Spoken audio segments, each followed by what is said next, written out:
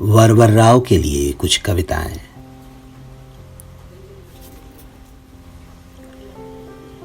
पहली कविता रंजीत वर्मा की आओ मुझे गिरफ्तार करो। अगर तुम लिखने के जुर्म में वरवर राव को गिरफ्तार कर सकते हो तो मुझे क्यों नहीं। मैं भी तो कविताएं लिखता हूं। आओ मुझे गिरफ्तार करो, लेकिन यह जान लो तुम भले मुझे गिरफ्तार कर लो, कविताओं को गिरफ्तार नहीं कर पाओगे। कहां गिरफ्तार हुई वरवर राव की कविताएं भी। वे आंधियों के हवाले हैं, वे खुद आंधियां हो चुकी है और बेखौफ अपना काम कर रही हैं। तुम आओ मुझे गिरफ्तार करो।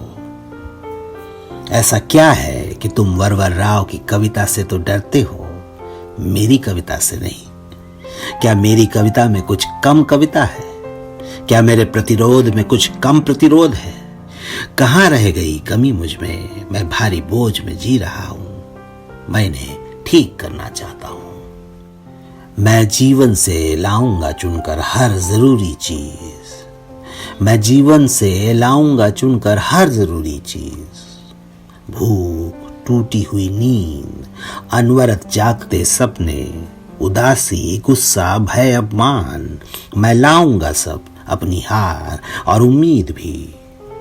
लेकिन नहीं नहीं, मैं कविता को ही ले जाऊंगा किताब के पन्नों से निकालकर बाहर, हर पल चोट खाती जिंदगी के बीच, जहां हर पल सैलाब उमड़ता रहता है, जहां हर पल सैलाब उमड़ता रहता है। अगर फासिस्ट यह सोचता है कि काल कोठरी का ठंडा भय दिखाकर बर्फ कर देगा वह मेरी कलम की स्याही को, वह भोतरे कर देगा शब्द कलम के भीतर ही, तो वह गलती में है। यहाँ खून में डुबोकर अंगुलियां कविता लिखने का रिवाज है। यही कहा था फैज अहमद फैज ने अपने जमाने के फासिस्ट से।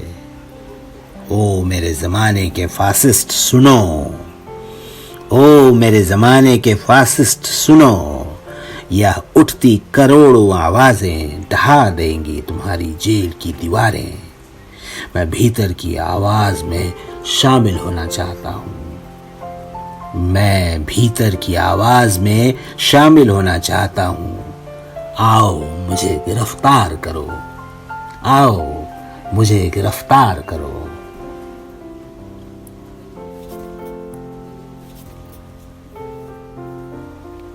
अगली कविता है बोधिसत्व की। कवि जेल में बंद है क्योंकि कवि से सरकार डरती है। उसे रिहा करने से हिल जाती है सरकार की दुनिया। कवि बूढ़ा हो या हो बीमार तो भी उसकी हुंकार से सरकार सिहरती है। कवि के शब्द तुम्हारी कैद में नहीं आने वाले सरकार। कवि के शब्द तुम्हारी कैद में नहीं आने वाले सरकार। कवि के कथन तुमको सदियों सोने न देंगे सरकार। कवि के विचार तुम्हारे विरुद्ध युद्ध के लिए निमंत्रित करेंगे कोटि कोटि जन को। कवि के शब्द वेदते रहेंगे तुम्हारे कुटिल तंत्र को। एक कवि को तुम मार सकते हो, लेकिन उसकी मौत भी एक कविता बनकर तुम्हारे पराभव के गीत गाएगी। उसकी कविता को तुम्हारी जेल भी कैद नहीं कर पाएगी।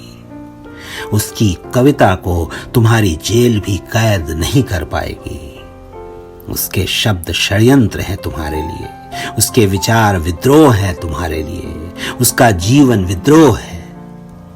विरुद्ध कवियों की कतार बढ़ती जा रही है। विरुद्ध कविता तुम्हारे अंत के गीत गा रही है। वरवर राव को रिहा करो अगर तुम कायर नहीं हो तो।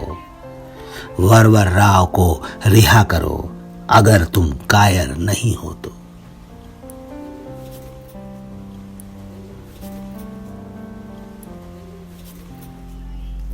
और अंत में अमिता शिरीन की कविता वरवर राव के लिए। छोड़ दो मेरे महबूब शायर को, क्योंकि तुम्हारे कैद करने से नहीं कैद हो सकते उनके शब्द। उनके एक एक अक्षर शब्द वाक्य में जो विस्फोट है, उसमें ताकत है एक नए ब्रह्मांड के सृजन की। तुम्हारी तो औकात ही क्या नहीं कैद कर पाए वे नाजिम हिकमत महमूद दरवेश फैज को। उनके कैद करने वाले हुक्मरानों को आज कोई जानता भी नहीं, सिवाय घृणा के कोई याद नहीं करता उन्हें कि कैद किया था जिन्होंने हमारे महबूब शायरों को। एक एक लफ्ज महफूज है उनके हमारी सांसों में, एक एक लफ्ज महफूज है उनके हमारी सांसों में। मरते वक्त हम सौंप देंगे उन्हें अपनी बेटियों को, फिर वे अपनी बेटियों को। इस तरह जिंदा रहेंगे वे जब तक ये जमी वजूद में है, इस तरह जिंदा रहेंगे वे जब तक ये जमी वजूद में है।